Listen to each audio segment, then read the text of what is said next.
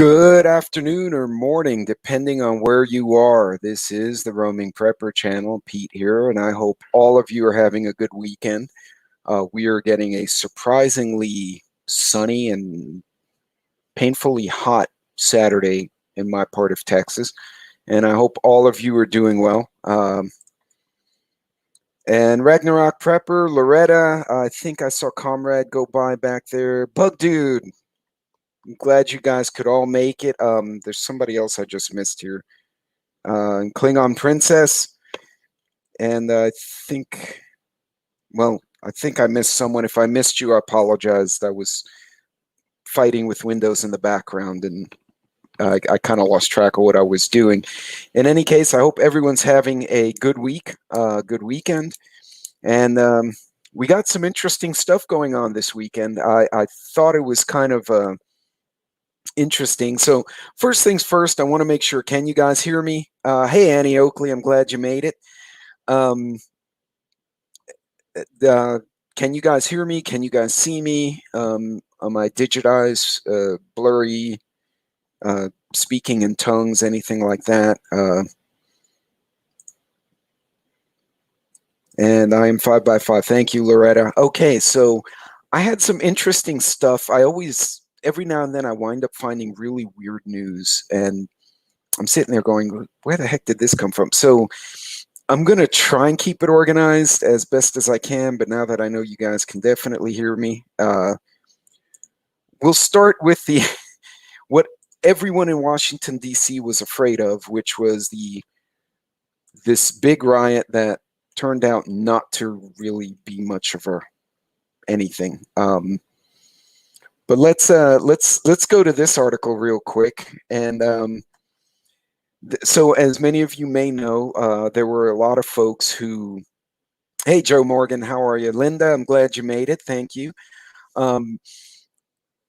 As you all know, there was going to be a hearing for some of the folks who decided to riot in the Capitol and broke shit in the Capitol building. And there's still quite a few who are either in jail or on probation. A lot of them were given more misdemeanors like disturbing the peace and other stupidity. But this one was, I thought this was pretty funny. So they had this big fear that there would be this massive uprising or whatever it was. And in reality, sparse crowds met with a massive police presence. So they put up all these barriers in D.C. They had a guard unit on standby. They had cops and riot police. And it was like 3,000 people showed up, and nobody got into any fights with anyone. Interestingly enough, there was no Antifas. So the right showed up. They had their flags, and they went, rah. Nobody from the left. No instigators, nobody throwing anything, and all of a sudden it was just kind of peaceful. I don't know why, by the way, there's a picture of chocolate in the middle of this article that I pulled up. I think that's pretty cool, but it says, despite the turnout, the event drew a large law enforcement and media presence. The Capitol Police said they were working with over 27 agencies to secure the region, but really nothing happened. It wrapped up Saturday afternoon after about an hour and a half of speeches. They had threatened for weeks there would be violence. Yes, it bugged you, basically something along those lines. It was almost like a 2 or 3 to 1 ratio. And there was actually, I couldn't find it. I saw it and then I lost it. But there was actually a picture of another guy with a stupid buffalo hat posing with a bike cop. And they were just like, to somebody's picture, they just went out there and really didn't do anything. It's going boom. And Joe Morgan's having a bit of a day. But oh, you did find the mag. That's good. By the way, folks, if I'm a big fan of collaboration, so if you are part of Discord or other chats, and yeah, at Fort Pelosi today. Hey, Lucky Dame, glad you made it. Yeah, really nothing significant of interest there. Folks, if you are part of various groups online or have a mag and you're looking for a specific item and you can't seem to find it reasonably, reach out to people in other states or other members of your online groups. Some of them can probably locate a piece for you if you're looking for it.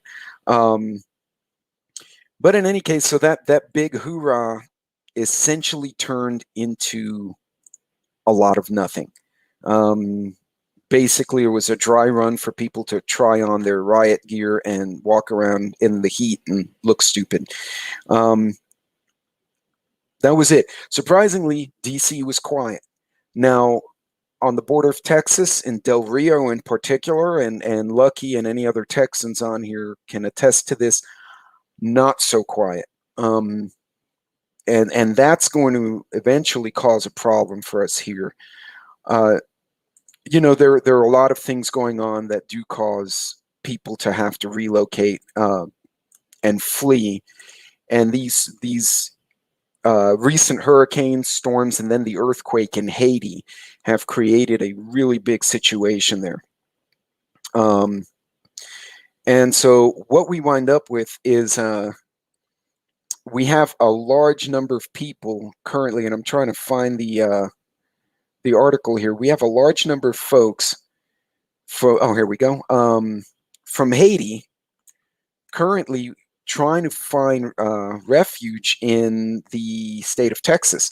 And they showed up all at once. Now, here's what's weird. It started like 500, which was a pretty big group for one group. But now it's getting to a point where it's getting a little worse. Hey, D9, I saw you zoom by there. There she is. Yeah, and well, they stopped him at the border. So here's the U.S. Apparently, the feds and the government realize, the state, federal, and county have all realized that this is not a sustainable situation. Imagine that. Not that we shouldn't try to help people in need, but this is the wrong message has gone out. So now people are just showing up. They're not checking in anywhere. According to the news, Del Rio, Texas, the U.S. plans to speed up its efforts to expel the Haitian immigrants on flights to their Caribbean island as Texas agents poured into the border city of Del Rio. Right now, it started with 500 that all showed up in one big group. I believe the total number now has gone into 1,100. It's become a very large group of folks. You know, that's a good question, Klingon. I don't know if we provided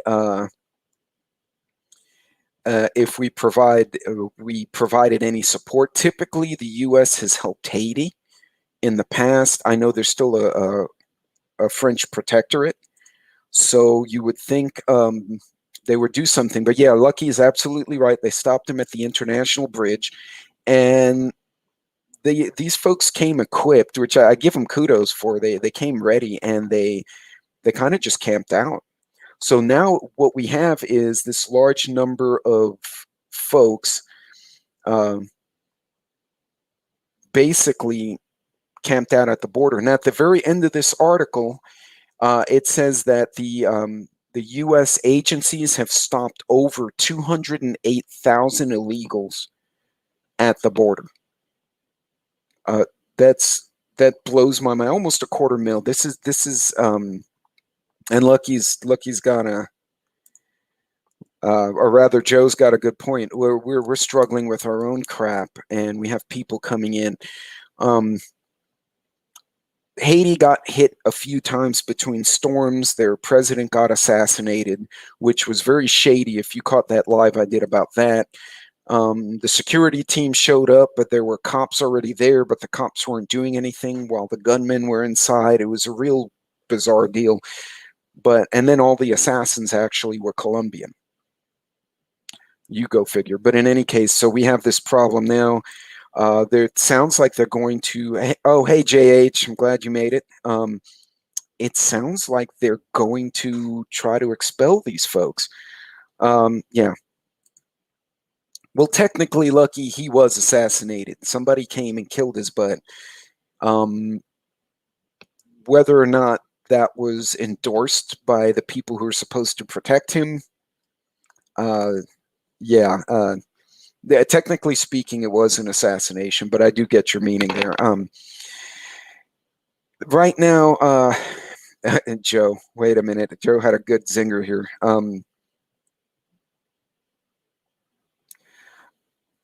Yeah, possibly so, man.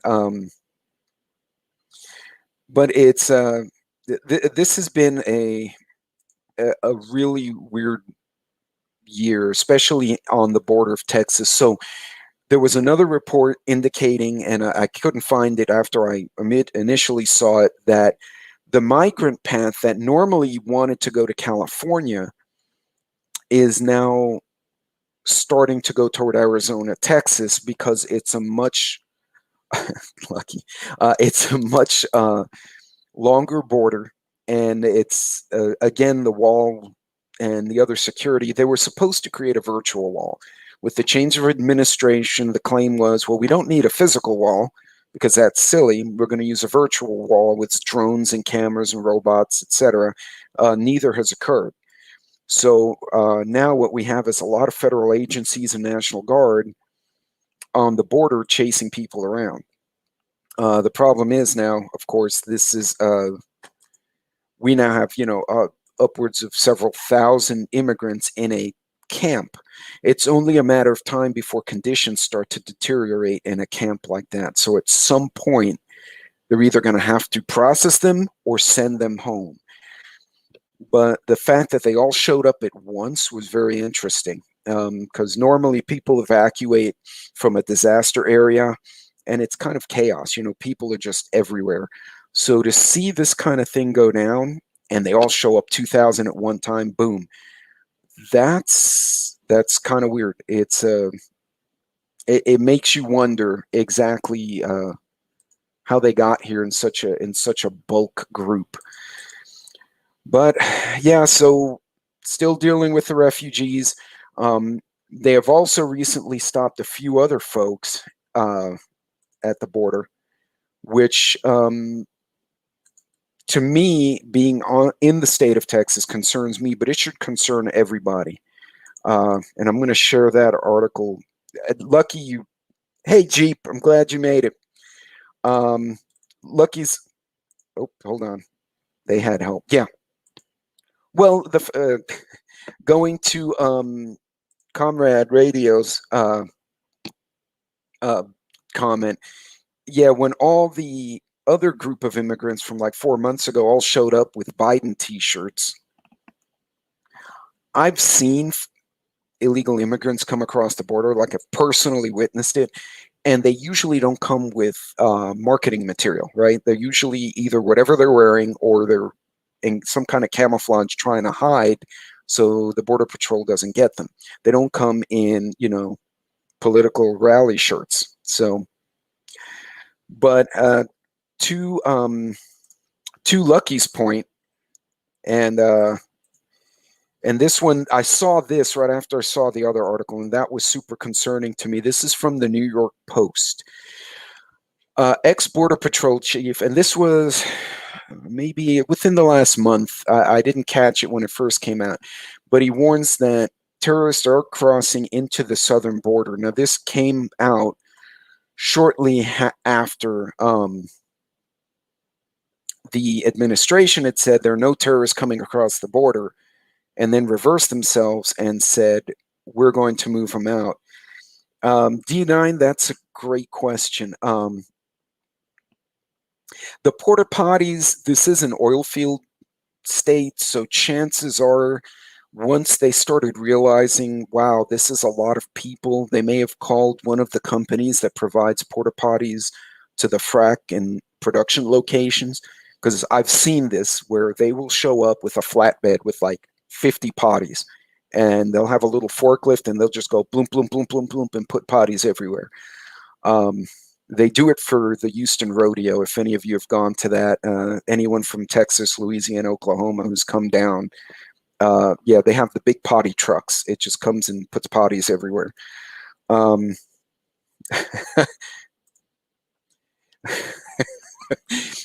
So the alligators would go somewhere else. They would migrate to where the fish are. So yeah, neat idea. It would certainly scare people, but they'd eventually hide. Hi, Monique. So Monique just wanted to say hi to everyone.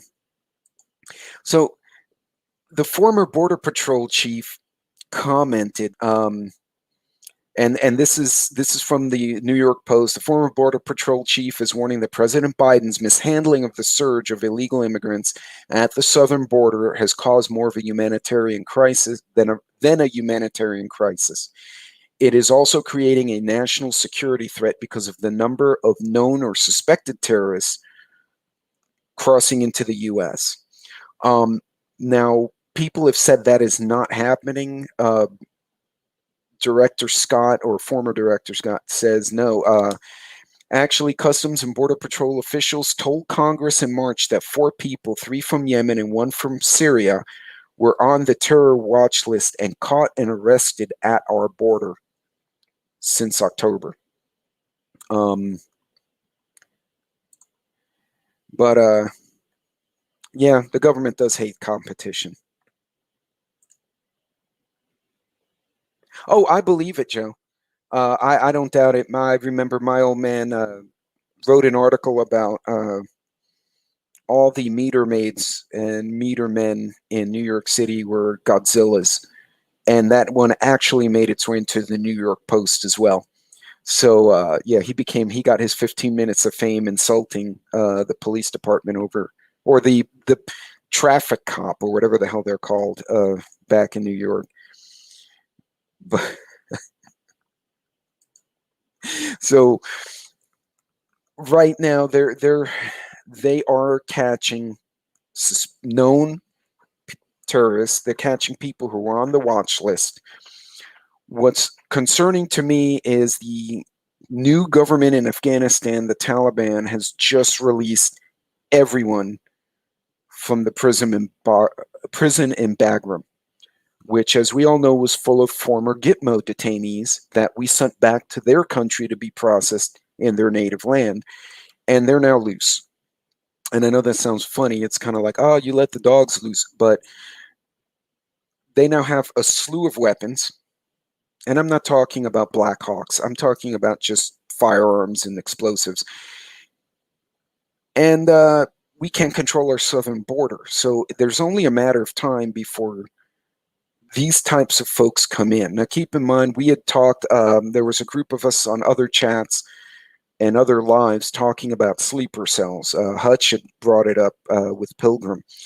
And this is something to think about, because a good sleeper cell, you're not going to take a guy fresh from one country and just throw him into the United States, right? He's going to have an accent. He won't know how to dress. He's going to look funny, act weird, and people are going to notice him. No. What you do is the same thing the U.S. Army had planned to do to the Soviet Union back in the 80s and 90s, before everything came down, was you take people who fit and you train them to blend in. You take myself, for instance. Even though I am Hispanic, I can grow a really wicked beard, if you couldn't tell. And I've had people speak Arabic to me in airports out of the blue. Like, I'm sitting there trying to figure out what gate to go to. And someone came up, yeah, Bug Dude, you're absolutely right. Walked up to me speaking Arabic, and I got discombobulated, and then they realized they needed to switch to English. But you take these guys and you drop them, or girls, you drop them in the country of question, Honduras, Peru, a country that's struggling, that won't really notice. They stay there, and they stay there for 3, 4, 5 years. Okay, I can pick up the Argentinian accent in my Spanish within a week, because I've done it. I'll go down there for 2 weeks, come back, and I realize I'm now speaking Spanish with the Argentinian accent, which is a bit of Italian pronunciation in Spanish, which is really cool. That's how it's done. So if we can't get a hold of the border in a coherent way, it's only a matter of time. And as many of you are pointing out in the chat, and Bug Dude points it out, there are probably people already here. And not just from terrorist organizations. If you guys have watched the series The Americans, I've only seen a part of it. Right. And JH, that again, to my point, when you have folks who can blend in to the country, you wouldn't take me and drop me in Sweden. I mean, you could, but don't look like the rest of the folks there. That's not a racist thing. I'm different. But you drop me in Croatia, or you drop me in Italy or Libya, and I take time learning the language and the culture, I can start blending in. That's what they do. So the question is, are these folks, these types of folks, these sleeper types, already here and came in through a slew of other folks who hit the border all at once? That's pure conjecture on my part, but it's an important mental exercise, because a lot of us talk about profiling. I profiled myself, though. Does that count? But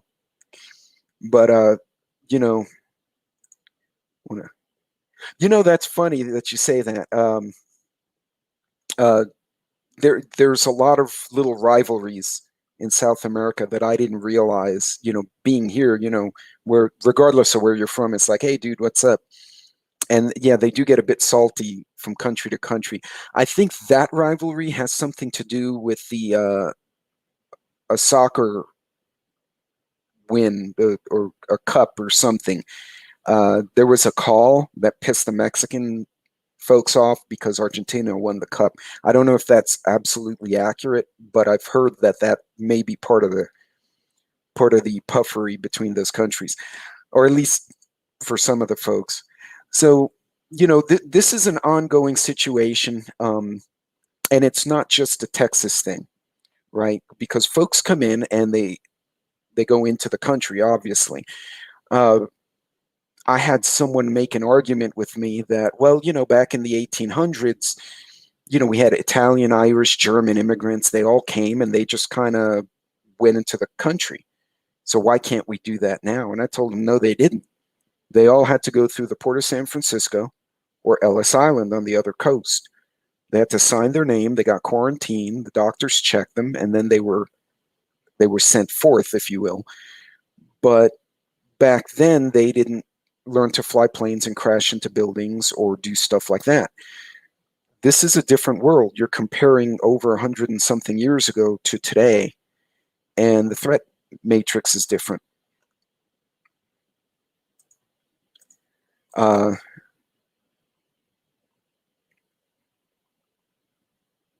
Yeah, and again, so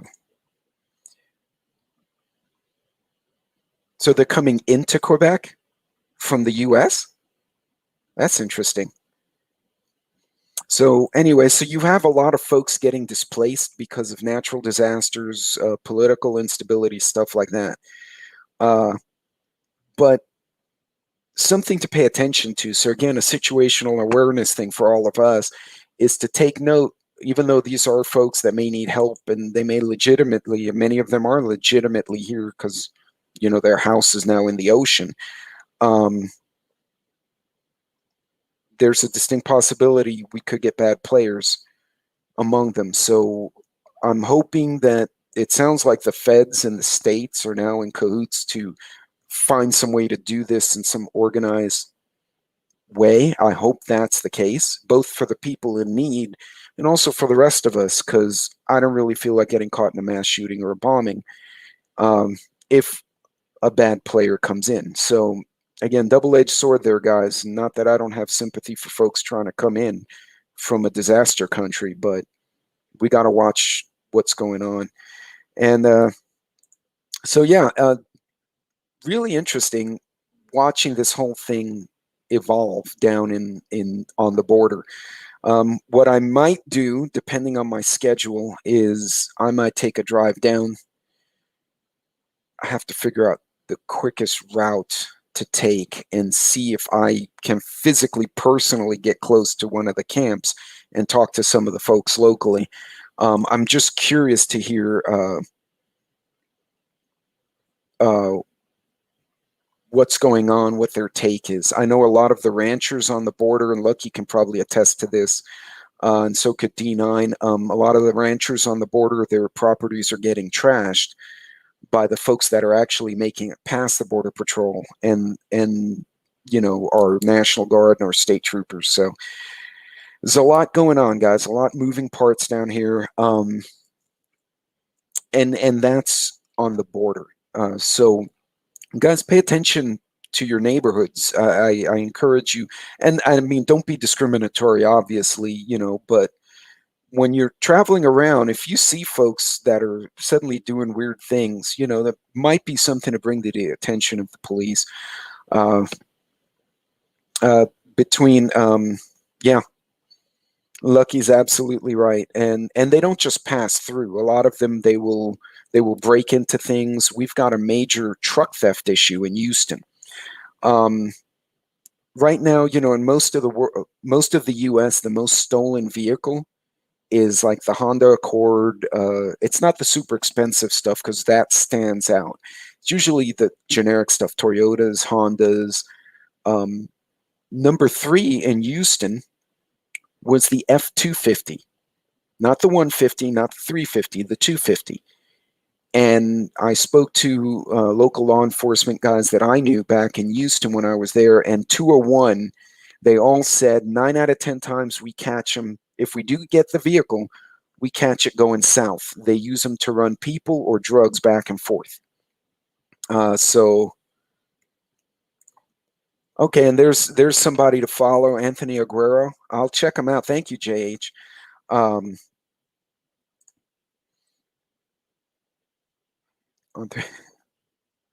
Yeah, and that sounds like The Purge, Joe.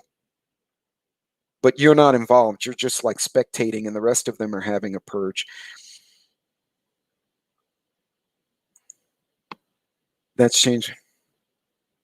Oh, really? Okay. So that makes sense. Well, they're not just stripping them; they're actually catching the vehicles intact. This has been a problem on the. This has been a problem for the oil and gas and solar and wind farm industries out here because, as you know, a lot of the energy sector.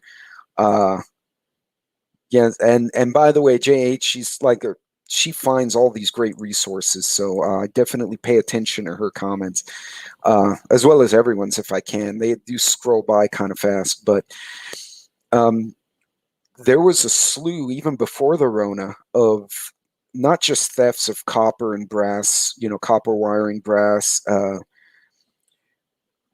but they've been stealing cranes, supply trucks. There's been an issue. There was a solar farm. They had, laid out a bunch of the big panels that they were going to put on those big mounts, and the truck had a crane on it, was the one that was dropping all the panels, and that bad boy got stolen. They left the panels, which in my mind, I was like, I would have taken the panels and left the truck, but, all right. And they found it on the border.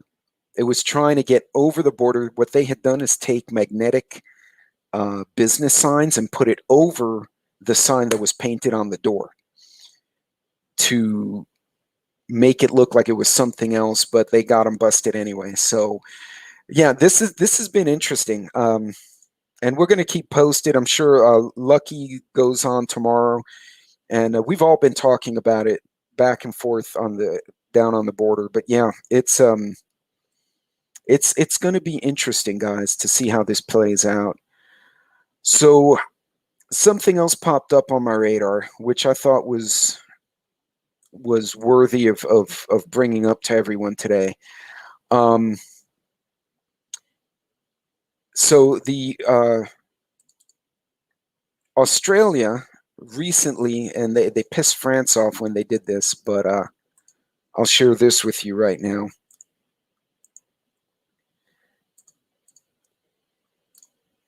So Australia now has ordered new nuclear-powered subs, and they originally had agreed to give it the contract to a French builder, and then at the last minute changed their mind and They're going to build it domestically with help from the US and the UK, which really pissed off the French. They were not happy about it. There are also anti-nuclear groups that are upset about it as well. Excuse me. But why the nuke subs? Part of the reason is a standoff potential for an expansionist China. As you guys know, hold on a second here. Joe has a, and look at this. Oh, is that the gangs? I'm assuming that's the gangs. So no, and Joe, that's right. The gang violence, and sadly, we got plenty of domestic gangs to do that as well. They ultimately injure the innocent, which why defunding the police makes no sense to me. But you know, retrain maybe, but not defund. That doesn't make sense. But in any case, going to this topic, Australia now on soon to be on the nuclear sub list of countries who are capable of getting into fights. Oh yeah, lucky. Lucky. I'm assuming you're talking about Annie's birds, the laying hens and whatnot. Um, Guys, I'm seeing a lot of this. We've been touching on this a lot as well, all of us. Uh, a lot of farms are going direct to market now because the supply chain screwed up. So you can find a lot of what you need locally. Like I pointed out in the past, there's a ranch about an hour from here that the guy says he keeps beef year round. He's had no issues because he's got to deal with a feed farm in Oklahoma that has a deal with a fertilizer facility in Arkansas. So it's within like a few hundred miles of each other. They are self sustaining and they're bringing a lot of their product to market. So, if you can shorten your supply chains, I'm kind of doing a squirrel redirect here, but that was a very good topic to bring up. As you start seeing more supply chain instability, you may be able to go to those local markets and find what you need, or at least get sufficient to sustain yourself, depending on your situation. But yeah, it's so China's not reacting well. And while I was reading that article about this nuclear sub purchase or this building, and it won't be one or two, it's going to be almost a dozen nuclear capable subs. Yeah, it was. Hey, Q, I'm glad you made a squirrel. Honest to God, Lucky, I don't have my glasses. I looked at it and I thought that was a turd, and I was like, "Are they selling poop? Did I miss something here?" I'm, I, I'm. It's been a week, and my brain's not working right. So, for those of you who are historians or like history, if you go back to World War II, which was the last time we had a pandemic, a a economic crash slash pandemic slash instability, we also wound up with a major conflict, right? That would have been basically the transition from the feudalistic to the more modern society during the early 1900s, going into World War One, and then the Spanish flu, the Great Depression, and bam, World War II. Really, that was probably the same conflict strung out into two scenarios, if you will. And I may be misstating that. You guys kind of get what I'm saying. There were still unresolved issues from the First World War that prompted the second. This guy pointed out that the reason you're seeing a lot of talk about China from the current administration, even though they admonished the prior administration for being heavy-handed, is because there has been a change.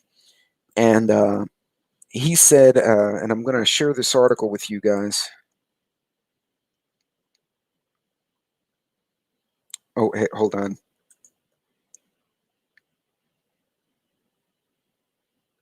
Oh yeah, Linda, the child trafficking at the border is a problem. That's an understatement. I had mentioned on a prior live with one of the other channels that one of my neighbors put out a Facebook one night and said, my friend's teenage daughter disappeared from Taco Bell. And she was meeting a boy for a date 3 p.m. on a Thursday. They basically left the high school and went to Taco Bell. All these people around, and they absconded with this kid in the middle of the day. And yeah, they did find her about 9-10 days later, and uh, and she was not in good shape. They did recover her, but they found her in a house with 16 other young women, half of whom were coming into the country, and they were exporting the American girls. And it was different ethnicities. They weren't targeting like white kids or black kids. They were collecting American females for shipment to destinations overseas and then importing others here. So they did bust that ring. And if I recall correctly, it was a county judge. It fell into a jurisdiction of a certain county judge who is they call him the hanging judge, even though we don't hang people in Texas. But he's notorious for doing 20 years, no probation type stuff for child traffickers. So I don't know what happened. I know several of them went down the river. I think some more will also. So at least that's made me happy. But yeah, it is awful. Joe, honestly, if they hung some proven and convicted child molesters that are probably or child traffickers, that probably discourage the nonsense. But I digress. Again, the border's not secure, and we're in this situation with China. So this article, and now I can't remember where I got it from. Forbes magazine. Thank you. My brain. Snatching kids through CPS. That does not surprise me. Are they doing it through the fosters? Yeah.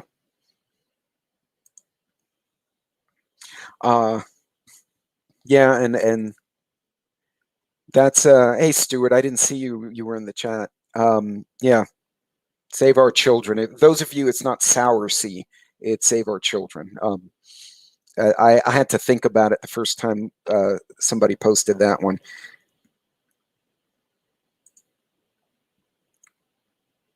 Oh, wow. Yeah, so it is a problem, folks. So what I might do, and I might reach out, Lucky, I may reach out to you. We'll try and get Josh as well. And anyone else we can get on, and maybe do how to spot traffic kids, because as a guardsman, I had to go through that. And then in the oil and gas industry, since we travel a lot, they ran us through a bunch of courses on when you go to a truck, because we're out on the road, right? Go to a truck stop, go to a restaurant, how to spot certain signs that someone may be a traffic victim. Guys, pay attention, and there's a lot of information on YouTube. Those of you who want to reach out and start educating yourselves. If you have young boys and girls, it doesn't matter nowadays. Geez, get on YouTube. There's a lot of good material out there about how to spot trafficking victims, the grooming process, how they, and now social media has made it very easy, much the same way we reach out to each other to share preparedness and alert stuff. They will reach out in accounts disguised as kids, but it's actually an adult, and they try to convince kids to meet me here, send me a nude, do this, do that. Sending a nude is a big thing. So they'll send a kid a naked picture they took off the internet, has nothing to do with anything. The kid sends it back, and now they blackmail the kid. Well, you need to meet me here, or I'm going to show this to your high school or your mom. And think of the mind of a 16, 15-year-old. That's horrifying. Most of them will immediately lock up and wouldn't have the foresight to say, Hey, Dad, or Mom, I think I screwed up, and this guy's being a creeper. True story happened to my daughter. Had a guy was reaching out on social media. She was in high school, and some people thought I was a little too unfiltered, but I was very direct with my children, especially the daughter. And she was mischievous, but I was very unfiltered with her. You know, if she did something wrong, I'd be like, if you do that, you're gonna get cooties in your hoo ha. And and I would say things in front of her friends, all the kids, and I said, I'm doing you no justice, sugarcoating stuff that could save your life. Which is why then, of course, now as young adults, I have other people's children texting me going, how do I improve my credit score? And I'm like, ask your mom, kid. And he's like, my mom doesn't know. So, but there was an adult and was reaching out, and I finally figured out. So I pulled up this guy's record. I had a friend who was a PI in another state. I asked him for some resources. He directed me to a service, and it ran me $50, and I ran a full background check on this dude. Yeah, it is too real now. And honest to God, the guy had a record which included improper behavior, and he'd been arrested and whatnot. So I got on my phone and texted his ass and said, I know you're texting my daughter. I know this is who you are. This is where you live. And if you don't cut it out, I've already printed out all this nonsense on paper. And if you text her or message her again, I'm going to hand this to the cops, and then they're going to go find you. And all of a sudden, magically, it went away. The phone number changed and never came back. So,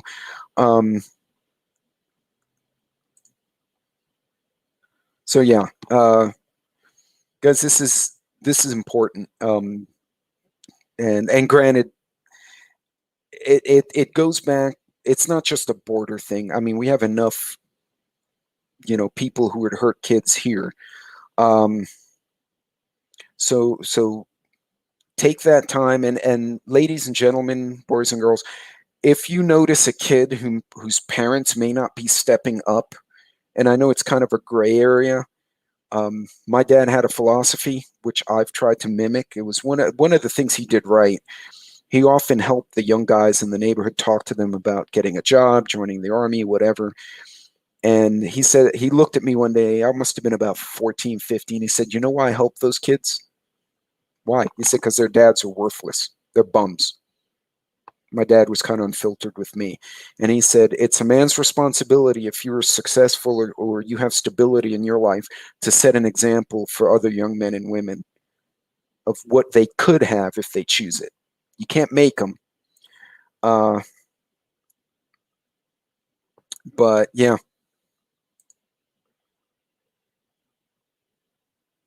Yeah. So, wait, hold on. Something really good. Somebody just posted here. Yeah. No more than 2 in Texas, because then everyone's going to regret that. Like, yeah, because it's hot. And I've seen a deer or a gator after 2 days. I need to see a people after 2 days. Yeah, that just enough to make the point. And but I get what you're saying, definitely. Or hang them outside of town. Nobody will know them there. Thank you, Loretta. I do appreciate that. And that's a good topic. And this is not the first time it's come up on a variety of lives. So I need to reach out to Northern Girl as well. Yeah, but I bet you, JH, I bet you were better for it. Although it was traumatic for a teenager, I'm sure you were like, Dad, Mom, my ears. Truthfully, it may have been a difference in your life, having that happen. So, but the border, China. Oh, shoot, sorry, didn't mean to do that. He proposes that we might actually, by doing what we've been doing, might be setting the stage. So back in World War II, part of the reason Japan went to war was because they needed oil and gas. And so because they couldn't barter for it, instead they decided to invade Indochina. So the US, the UK, everyone froze their assets and took away their oil and gas. So they decided to start invading everyone, and hence they attacked Pearl Harbor to kind of prevent us from stopping them. World War II occurred, or we got sucked into it. Here he's saying if there is a war with China, an open war, not a Cold War. Oh, yes. Bringing a child to an unfiltered OBGYN or a physician to hear what they've got to say absolutely would put the fear of God in kids, because it's coming from a doctor. But but his proposal is that if we get into open war with China, he does not think it's going to be because we don't like their human rights. They don't like the stuff we put on the internet. Thank you, Ragnarok. He said it may be caused by economic pain. China's been stealing tech. They were playing a little bit off the rules and hacking stuff and doing stuff they probably shouldn't. And I'm sure we do too. But now the US is kind of like, all right, fine, you want to play hardball. And his concern is you play hardball the wrong way. And what it'll do, he said it would be the result of acute economic pain inflicted on China by the US and its allies to deprive them of the most essential physical resource for the 21st century, semiconductors. Now, that's an interesting thought. So, not oil and gas, because China has oil and gas and they buy from Vietnam and all that. That's fine. Semiconductors. Semiconductors give us our computerized, and by the way, the Air Force aircraft are reinforced for EMPs, right? So even if they EMP us, which I'll get to in a minute, chances are Air Force is going to be just fine. And then our Air Force or Navy is going to go start kicking people's asses. They know that. So governments are hesitant to actually pick an open fight with the US for fear we'll turn around. Well, here's where it's interesting. And you're right, they manufacture, but look at what we get from them. We get stuff crap from Sam's and Walmart, or this made in China, like, here's your Christmas tree, and it's the stupid tree with all the lights that are chueco on the branch. Chueco, by the way, is a Spanglish term for wonky, just like So if you ever hear sorry, every now and then I can't find the right word, and something my dad told me pops out. But his argument and his peers is that we're going to hit them in the semiconductor market, and they're going to decide. This is his theory. Okay, so this is, again, pure conjecture. It's on Forbes. It's a pretty interesting read. And Monique, I'm going to actually cover that here in a second. So he goes back to Japan. To achieve independence from petroleum, the Japanese tried to do a synthetic fuel. They were unable to do it. So their only other solution involved military expansionism, and they occupied French Indochina. Then the US retaliated economically.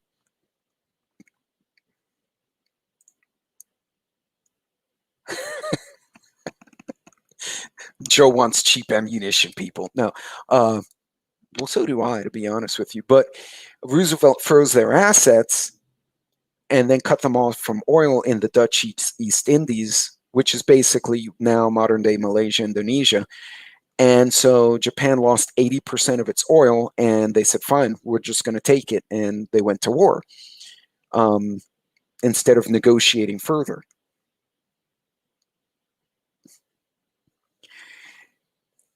So their argument is, oh, hold on, I'm going to try and get this graph. All right, it won't come up the way I wanted it to. The bottom line is the US has 80% of the semiconductor market. Now, where do they make a bunch of them, though? In a convenient place called Taiwan, which is not very far from mainland China. So if you wanted to suddenly get an extra 15, 20% semiconductor capacity, you would go to Taiwan if you were China. And he said that's where he thinks things might go sideways.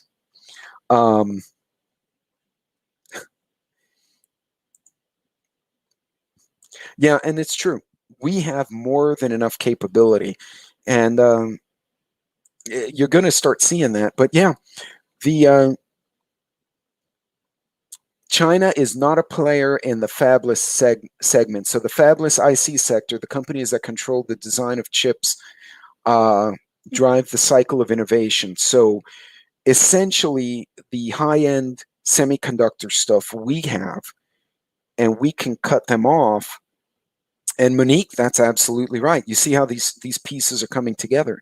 Now, China is really making a hard play at Afghanistan as a trade partner because they damn well know that those materials can be obtained in Afghanistan.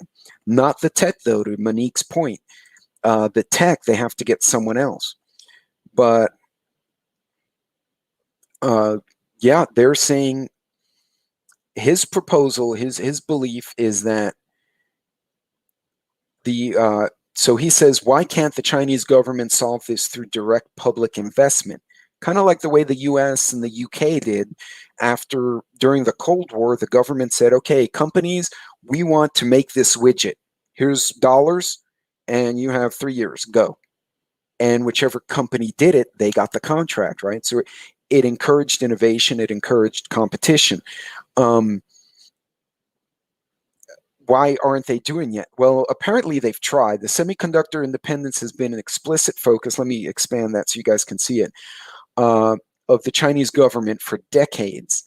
The track record has not been encouraging. It says China's history with chip making, which started more than 20 years ago, has been marked by unfulfilled promises, stillborn projects, and government waste. The government has too heavy a hand in the innovation sector. They're not letting those companies do what we would have done here and say, okay, here's your $1 million. We're going to check in with you every 6 months to see how it's going. No, and going back to the child trafficking thing, yeah, a lot of parents didn't warn their kids. And seeing this, it all ties together, guys. And this is what's so fascinating about actually studying the whole preparedness world. You think about it. So where would China get those chips? The easiest place to get those chips is right across the South China Sea.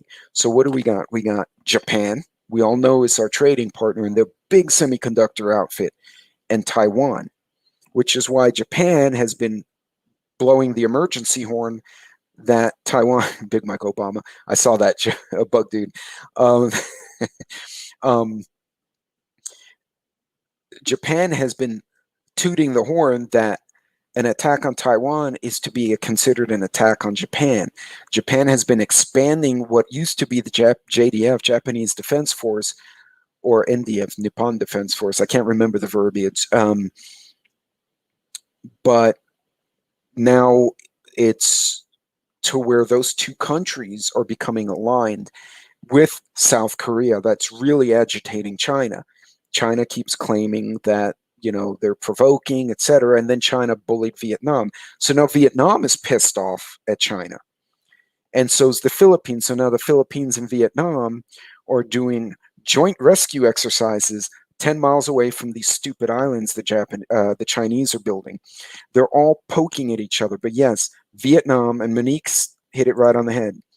Vietnam, South Korea, all those little Pacific Rim nations that we trade with, including Vietnam, that we fought a war with, are all manufacturing, and they're benefiting. And I guess their modern leaders, even in Vietnam, which is a communist country, they kind of get, hey, you trade with us, we trade with you, everyone wins, we're happy. We keep power, and you do your thing, we do ours, and they're cool with it. They get the picture. This is where this economist thinks that if we get into it with China, that will be it. His proposal, actually, I read another small article, his proposal was that Russia won't do anything to the Ukraine until China gets into it with the US. And then while we're all looking at this guy, Russia's going to go, I'm going to go take Eastern Ukraine. because the US wouldn't really be able to do anything about it. In Germany, by the time they mobilize their panzer divisions, the takeover will be complete. So, yeah, that's one of those Clancy-ish hypotheses I've read. But yeah, that's a concern. So how does this all tie together, guys? Where does it go from here, right? So China is annoyed with us. We can't control our southern border. How can this get put together? Oh, there we go. Yeah. And Monique, right. Absolutely. All of these countries are right there. They want their big, juicy fruit trees. If China gets desperate enough, this economist theory is that they will then go acquire by force that which they cannot obtain by leverage. And that's his concern. But the article that tied in with this was so how would they do it? We already know that the U.S. military, even in its current state, is not someone they want to mess with per se in an open battlefield, open ocean fight, because that's not going to end well for China. So how does that change? How do you go from there? Well, let's I got something I'll show you here in a minute. Hold on a second while I argue with this thing.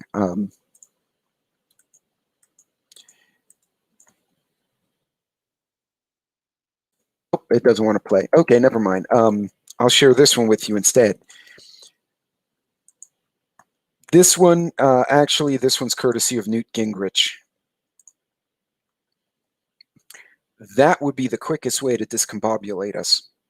You don't want to drop a tactical nuke on the US anywhere because we've got submarines everywhere.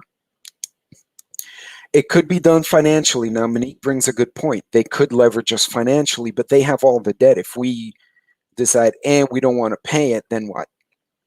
But yeah, they could screw with us financially. Now, that could also involve a hack. But this would be a great way to plausible deniability. Any of you who read 1 Second After, I believe it was a, correct me if I'm wrong, folks, for those of you who read that book, it was from container ships coming from China. The top cargo containers on like 4 or 5 different ships all pop open. And it was actually a mobile missile carrier like they use in a battlefield. It was the truck was parked in the container. And they just popped it open, and that 200-mile range or 100-mile range was just enough to get it over the coasts and knock out like the East Coast, the Eastern Seaboard, and part of the West Coast, which basically left the center of the country by itself. Almost sounds like Red Dawn, doesn't it? But again,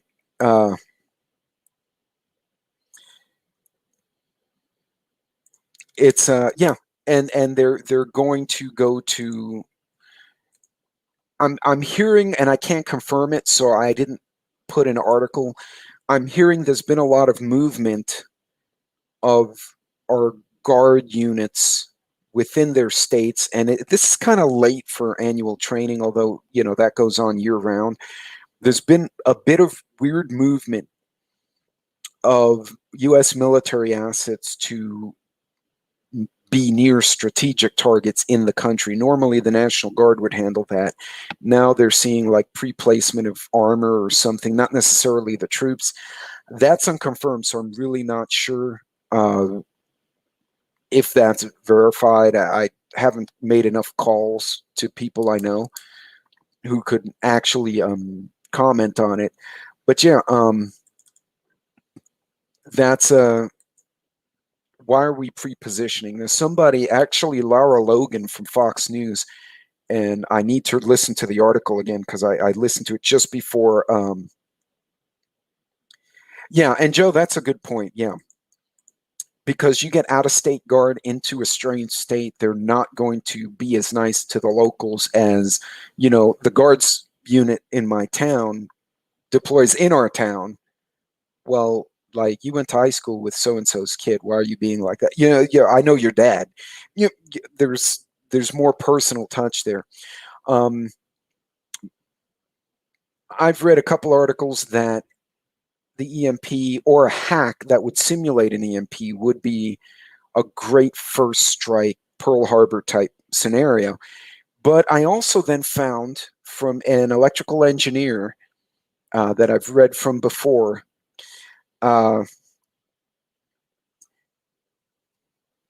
EMP myths, because a lot of us wonder, well, what the hell actually would happen? So his arguments were that cars dying. And this one was on futurescience.com. So if you guys want to look it up and read it on your own, I encourage you to do so. He goes through the basic physics of an EMP. For those of you, there are two things happen when an EMP strikes. So I don't know if you guys are, I'm a terrible artist, so you guys are going to laugh at me, right? But you have a battery. You remember the electromagnet from high school? So, you have the battery and you basically coil the wire around a piece of metal. And when you close the circuit, the electricity in a coil creates a magnetic field in the rod this way. I don't know if you guys can see that, actually. I probably should have used a Sharpie. But, doggone, I have a Sharpie. I always have a Sharpie. The same thing can happen with the Earth's atmosphere in reverse, right? So this is similar to the principle of your induction ovens. You guys can probably see that better, right? So you and physics 103. So the old electromagnet, you took the wire, you rolled it around your hey Hutch, I'm glad you made it, man. I didn't see you in there. You create the magnetic field this way, right? Well, the whole theory of the EMP is not just the gamma burst, right, from the explosion itself that then hits the upper atmosphere and drops a bunch of electrons down. But what it does, the explosion actually disrupts the geomagnetic fields in the upper atmosphere. When they did Starfish Prime, which was out in the Pacific in the 60s, that part of the geomagnetic field is not quite as strong as the northern hemisphere, like North America or Europe. So what it does when you have the explosion, yes. So Monique's right on point. So what you do, you have the explosion, right? And a bunch of photons and gammas come out of the explosion.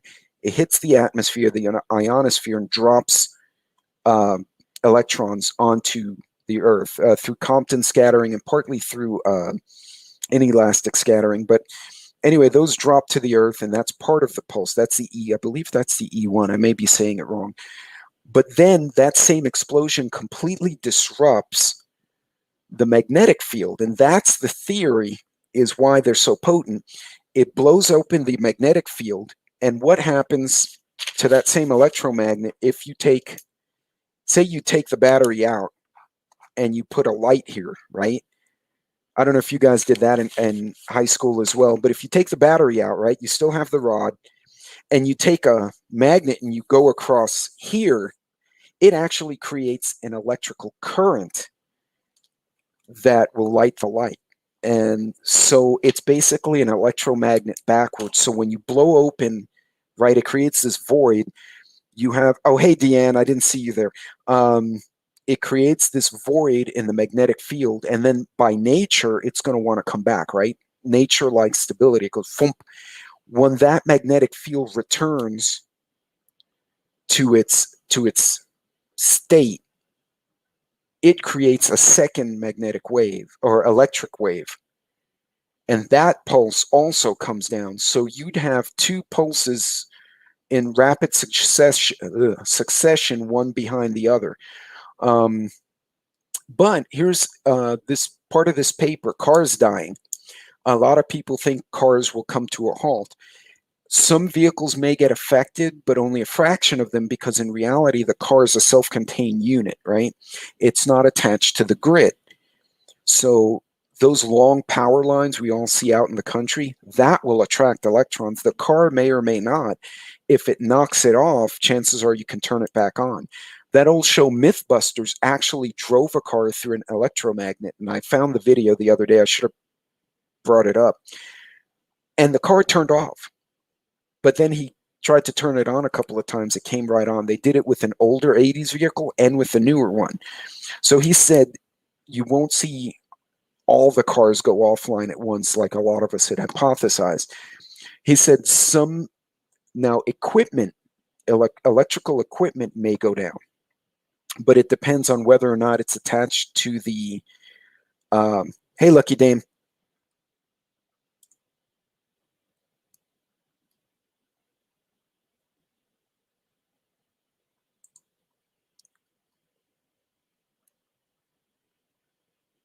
Oh no. Okay, well, hopefully that person recovers. I'm assuming that you're saying you're one of your local mags. Right, so some electrical equipment may go down, some may not. It may depend on how bad it gets hit. So he also said stay away from metal because the electricity will be coming down looking for a place to ground, much like lightning.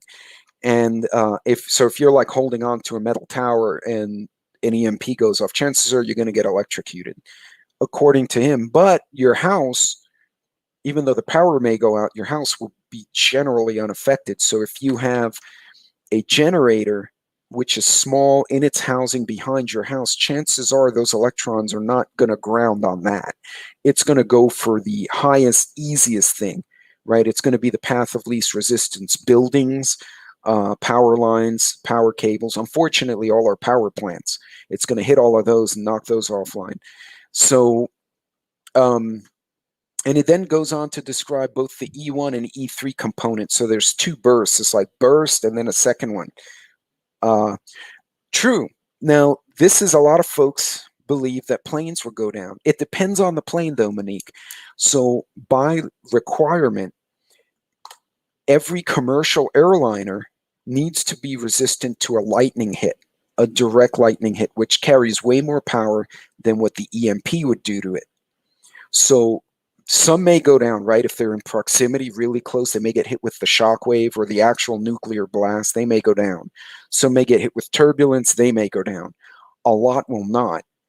But here's what's interesting. Smaller planes, maybe, maybe not. They may be too small to be affected. But now you have all these hundreds, if not thousands, of planes in the air, and communications might drop out. So now you have all these planes in the air, and none of them can talk to the control tower.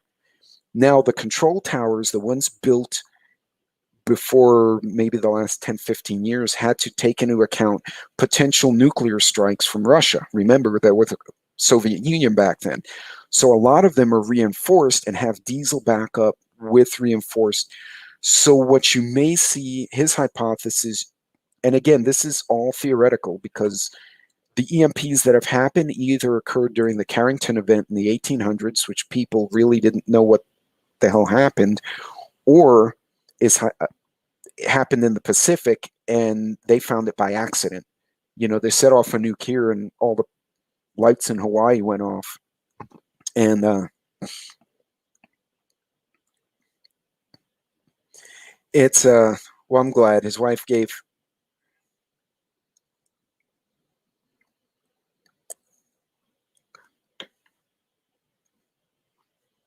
Yeah, and you know, that's funny. That's my degree, actually, is aerospace engineering. So although I kind of focus more on helicopters then, but yeah, the aircraft. Now think about it though, Monique. If their plane is high and it's within the blast radius, we don't know if there'll be a pulse, you know, at that atmosphere that may come across and disable the plane in another way. But yeah, so but the testing's insane. But now you may have a lot of planes in the air, and Houston may still be online, but Dallas may not be. And now planes can't communicate. We might see, you know, the ground tracking systems, which planes use to navigate, may start going offline. And so planes will be kind of trying to figure out where they are. There, you might start having collisions, you might start having injuries. You may start seeing what we saw in 9/11, where you have planes going to the nearest airport that has a suitable runway. So all of a sudden now you're going to have 737s landing in, like, Joe's Country Airport, because it was next to a cornfield and the plane could land and just kept going into the cornfield. And now you have folks. So on my videos of travel preparedness, I try to take that into account. Obviously, if a plane crashes, that's the end of that. But if you land somewhere strange, have you packed enough stuff in your bag and on your carry-on to get you through 24 to 48 hours while the local authorities figure out what the hell to do? Because that's a very real possibility. In a terror attack, they're going to ground everything. And you may be flying from, Texas to Vegas, and you get landed in Kansas. Yeah, and yeah, you're going to see those planes. So local contingencies should also include, and again, this is why I encourage everyone to be involved with their city, state, and county emergency response programs, is those kind of programs may need to include, how do we handle our fellow Americans who there's been some incident and they're landing wherever the hell they can. And now, the country airport has 4 747s and, 1,000 people that are living out of a suitcase. And how do you do that? So these are all realistic possibilities. And again, I tried to tie everything together like I normally do. So, we went from the border insecurity to the China thing to how would China enact this. Now, keep in mind, if you have agents or some kind of foul player already in country, there are other things they can do. But I saw that article when I was researching the China stuff, and I just thought it was relevant. An EMP hitting the US would actually be a very uneven, asymmetrical effect. Some areas may be completely out, no power, planes dropping. Other areas will be planes landing wherever they can because they can't reach the damn runway tower. Actually, Monique, interesting. There was a slew of C-130s out in West Texas making rounds last week. The week before that was a bunch of Chinooks and 2 gunships, and there was a pile of them. My wife took the video. There must have been about 8 Chinooks, which is a lot. Apaches on the flanks with a Black Hawk in the rear, and they were just in one big formation going across Texas. Now, granted, we have within a 5-hour drive, we have Fort Bliss, you have Goodfellow, Dyes Air Force Base, you have Fort Sam down in San Antonio. Texas has a lot of Air Force, so it's not uncommon to see aircraft going across and doing touch and goes. But guys, the China thing, could we be a self-fulfilling prophecy by playing hardball with them on the economic side? Right, and if they came after us, would the EMP be the way to go? And Hutch, this is important. Like your community, if there's an airfield out there that's suitable to land, you may not get the big 777s, but the smaller ones, if they can't reach the main tower, they may reach out to the local airport that may be on a small tower or even a local radio. And you may see communities laying out flares so the planes can see them visually and land. But now, your town or your city just added 3,000 American refugees, basically because they had to land somewhere because they don't know where they're going anymore. So it's important to factor that, and you may suddenly have an influx of your fellow Americans out of the blue at 2 a.m. So, yeah. Well, even the airports, Joe, you think about it, those big stretches of I-10, I-20, all those big major interstates that go east, south, north, and west.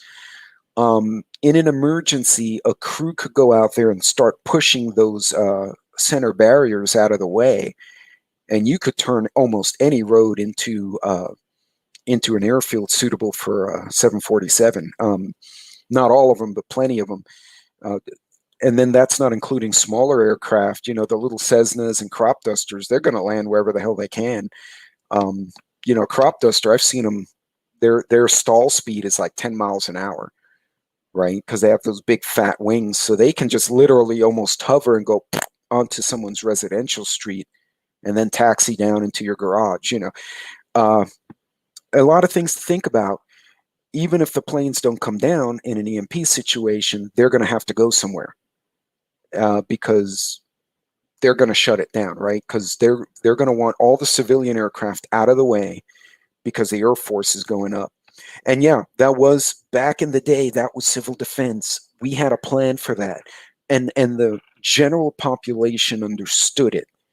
And now I feel the civil defense has gone into the little CERT volunteer organizations all around the country, which I think is totally being underutilized.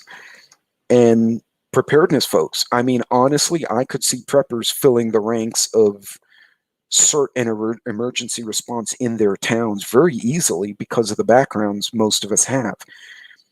So again, this is, oh yeah, that does not surprise me. I never thought of that, but that is interesting. I thought they built it so they could show off those German cars and drive real fast, but yeah. You know what? Not only the airplanes hutch, but some of these smaller airports will do the helicopter, and he may get a kick out of that. Or he may like the tower if he's techie, because in the tower he will learn everything God ever created about radios. And if he's not flying a plane, it wouldn't hurt if he knew pretty much his way in and out of the guts of a radio. But yeah, these are things all of us have to think about. When you prep for yourself, keep in mind you may have family suddenly having to come over. Right now, between my family members, we have like unofficial agreements, since we're kind of scattered across the South, is who goes where if this scenario versus that scenario happens. But I thought it was interesting to point out that the EMP actually has two effects, and it may or may not knock planes out of the sky, but now the planes have to go somewhere and everything is dark below them. So they're going by their own radar, their own radios, trying to communicate with each other. And that's going to be a whole nother disaster. And then you're going to have people landing in the wrong place. And keep in mind, if phones go out, because the cell towers may go down, how do you call the National Guard guys up? You know, they all have jobs like the rest of us, and they do that on the weekend. You know, back in my old unit, we had an understanding, yeah, if something goes down, there was 4 or 5 of us in one side of the city. We're like, we'll meet here if the cells go out every noon and do a buddy check. And if you need something, go there. And, you know, we would, during Harvey, we'd go there and see if anyone was waiting. And we even spoke to the manager of a Panera. And I told him, I said, look, man, we got some people. Do you mind if we just huddle here? And yeah, we go in and we just check on our buddies, make sure everyone was good, and we go back. But you may want to have those little plans where you, if you don't have comms, you at least go to a designated place and check on your friends. But oh, that's interesting. And they were probably having an issue, and they were like, well, I can crash into the barns or city, or we can go open air Super Bowl. Yes, you know what? Now, damn, now I'm hungry. Shoot. Anyway, I've just given Lucky an excuse to go to Panera. Should be going to Mister, like, dude, we have to go right now. I would. I get the hungries. You know, you want to go, you want to get something. But folks, I hope this was helpful for all of y'all. I know we kind of covered a lot of subjects, and we went off on little how do you call it, squirrel routes, rabbit paths. But keep in mind, the EMP may have a very uneven effect on society. So, and remember, if your town is one of the ones that stays up, let's say the East Coast grid goes down, but Texas stays up by itself, well, people are going to want to go to where they can exist, and they may struggle with all of a sudden an influx of people trying to escape the problem. So, guys, it's really important. Try to pay attention to this kind of stuff when you guys are out there. There's a lot of channel. I don't know if any of my admins are still. Oh, Joe is. Guys, there are few channels for those of you who may not have watched him. Comrade has I love that call sign. Has a great channel. I'm thinking regionally. Lucky. I'm thinking like parts will go down and parts will come back up because it is kind of antiquated, but that may be your best defense because like Austin may go dark, but then out in the country you might have like, I don't know, Tomball and Midland bring their little part of the grid back up with the local refinery. And so you have these one little light dots in the middle of a dark Texas. You have Hutch Homestead. Please check him out as well. I'm trying to go backwards and see Lucky Dame, of course. My fellow Texan there. There's Hutch. Guys, if I missed anyone's channel, I'm sorry. The chat kind of got away from me a little bit. But yeah, if you go through this chat, there are a lot of content creators. And it's really cool to get that diversity of opinion. A lot of them have great content, and pretty much everyone, I've seen a lot of their content. It's just good stuff. So, start getting that diversity. None of us knows everything. Everyone has their little like knowledge base, their happy place. There you go. Thanks, Joe. Okay, Joe's put up Comrade. Put up Hutch and Pilgrim. Pilgrim's another one. Pilgrim's a great guy. By the way, Hutch, Pilgrim, Lucky, I saw the video, the mag. I had to watch it later because we had a work-related unhappiness that basically took up 6 hours yesterday, and I got completely discombobulated. There's Lucky's link. So, but at the end, it was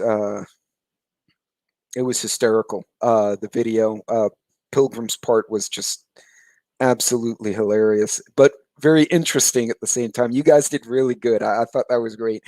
But guys, look, go. Those of you who are watching, you may not be a content creator. Go, awesome. Hey, Hutch, you got a new follower there. Go find some of these channels. There's Pilgrim. Wait, is that Pilgrim? Thank you, Joe. I really appreciate that.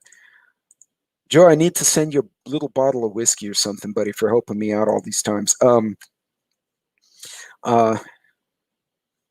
But folks, this is there's a lot of different opinions. We're all over the country. A lot of us are all over the globe. So get that feedback. See how different people are doing things. I learn something new every time I watch one of these folks. So please, my shirt. This is actually Game Guard out of Texas.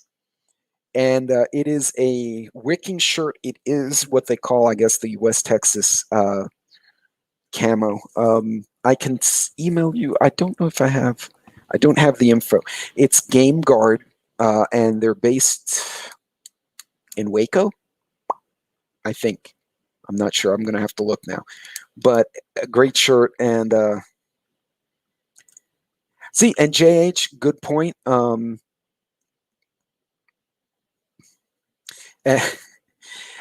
Get to know your local power company and see what their emergency protocols are. Guys, get involved. A lot of us are saying, hey, we need to do something. We need to get involved. No, those of us who are we create stuff. There you go. Lucky got it. GameGuard.net. Super awesome shirts, by the way. They also have plain colors. I just happen to feel camouflagey, I guess, today. This is actually now one of my clay shooting shirts because you have to go out and you have to wear weird shirts. That's become a tradition. Hawaiian shirts. One guy had one was all booze bottles of different types. Kind of keep it fun. Hey, Pilgrim, you have D9 is now one of your subs, and D9's been a long-time follower of ours. Yes. And Hutch is right. You want to go... Hutch, are you where you can talk, buddy? Let me see if I can do that. Hold on.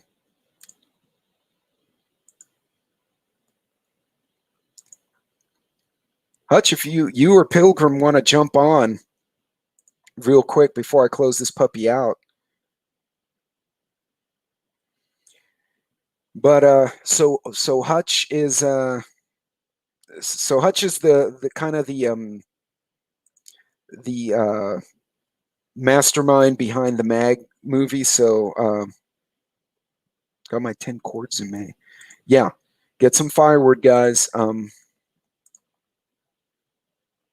Absolutely, Pilgrim.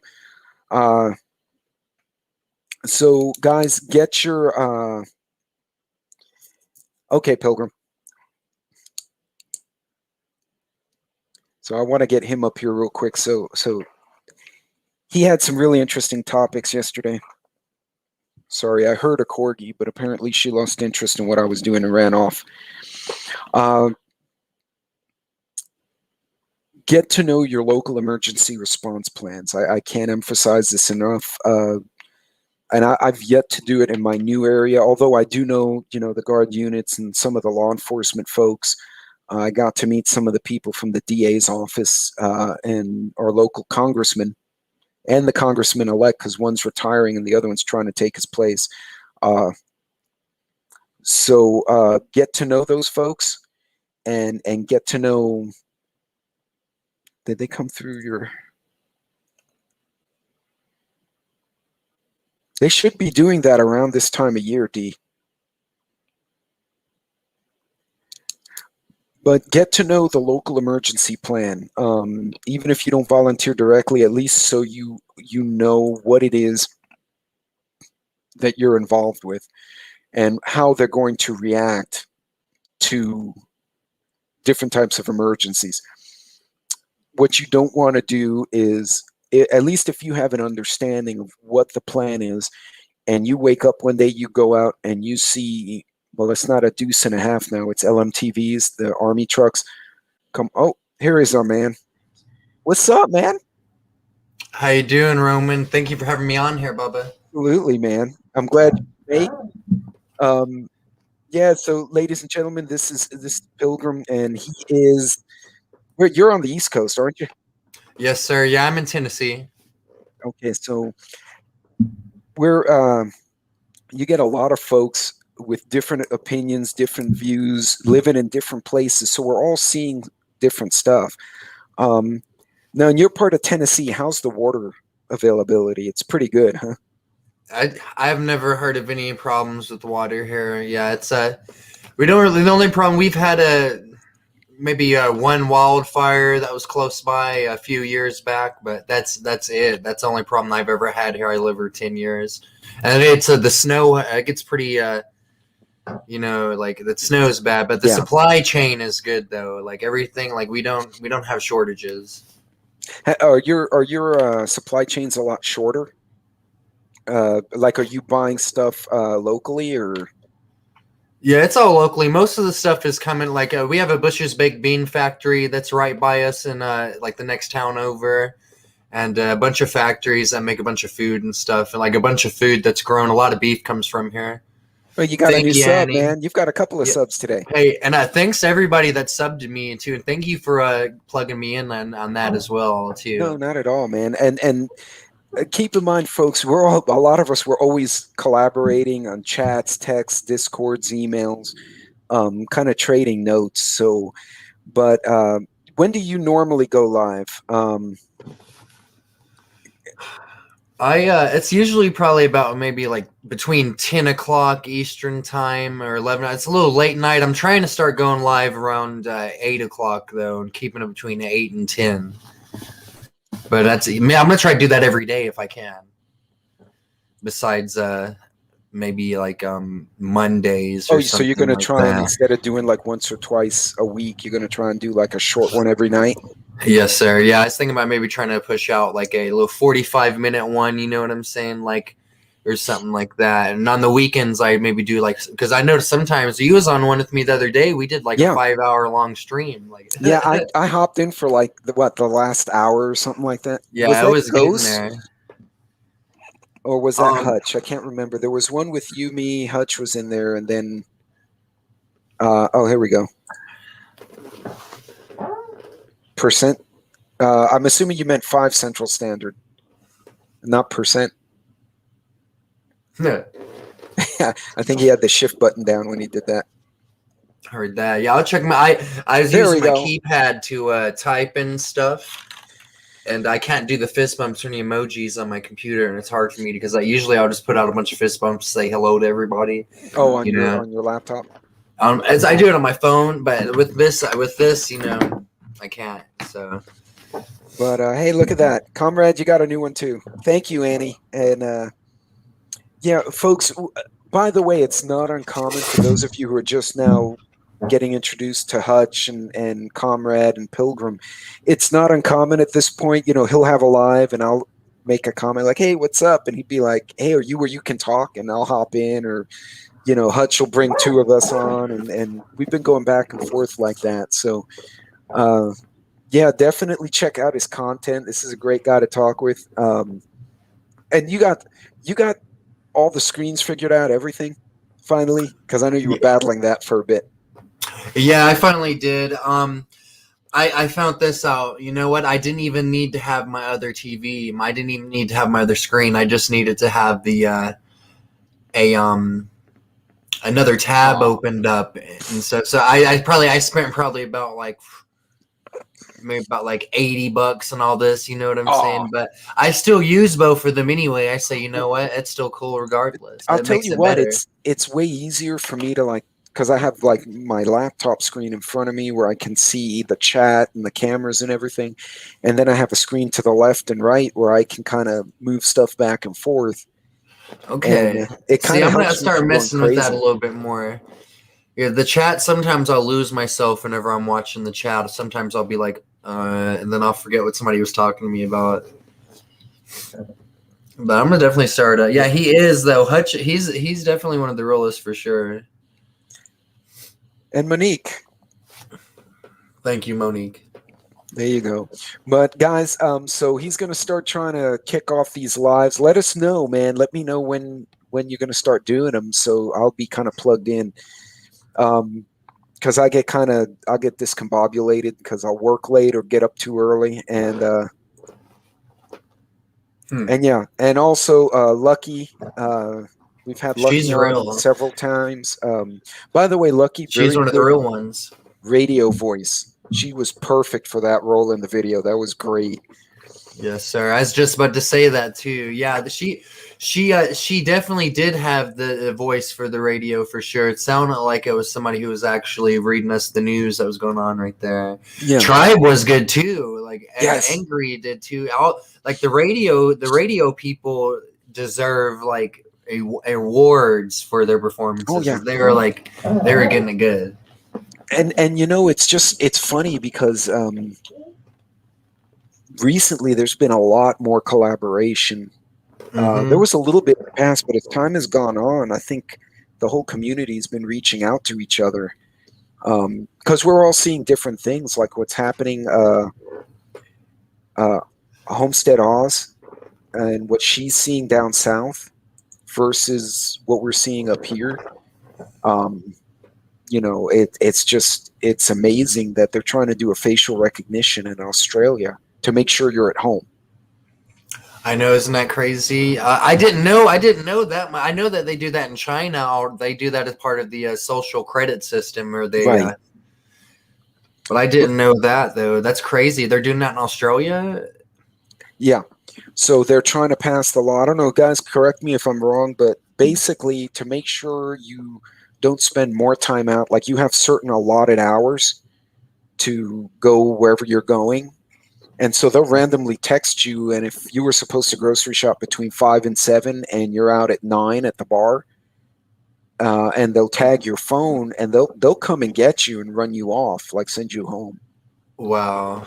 and apparently they're building camps out there for the COVID, the Rona case. I shouldn't have said the word. Now I just banned this all. But No.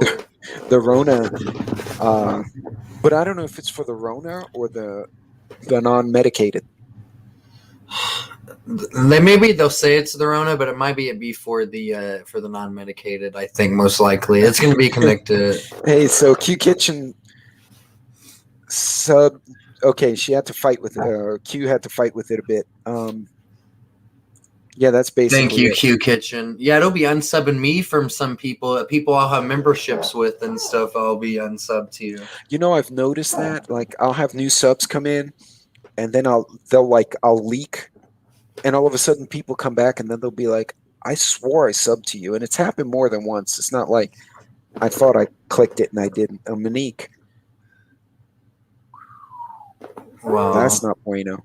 So they're putting the ill there. Okay. Not the healthy, correct, Monique? That's crazy, man. I could see because that sounds like something that's because like in China, like I was saying, like a place like that, or like in a country where they do monitor the people closely. That's something that they do. Like when you wake up from bed, you got to scan your like face or something like that. Like that's crazy. Yeah, that's concerning. Oh, they have it to where the kids now in China, if you're under the age of 10, I think, or something, you can only play 3 hours a week of video games.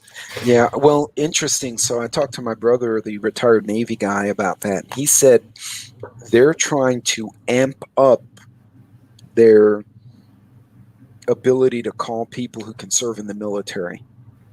And at the same time, they're using things like TikTok to push lack of attention and stupid nonsense to the West. Because TikTok's a Chinese company, and by law, every Chinese company has to work with the People's Republic. And he tied those two together, and I did not realize that. I didn't put it together. Wow, that's crazy. See, I always thought there was something sketchy about TikTok, though, because wasn't they trying to get it shut down last year or get it banned from the U.S.? They were trying to get it kicked out, and they didn't. But yeah, it's they banned some other apps though, like conservative ones. Yeah, they banned some, but they didn't get rid of that one. So yeah, Annie, they're wanting to see, and you know what's funny? They want to see any kind of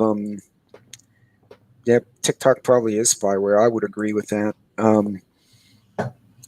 They want to see any transaction over $600 in your bank account. Like, they want to be able to look directly at your checking account to get more taxes. And I'm thinking, look, if I'm like a corporation or a lawyer, I don't need to use Venmo, right? I'm a company.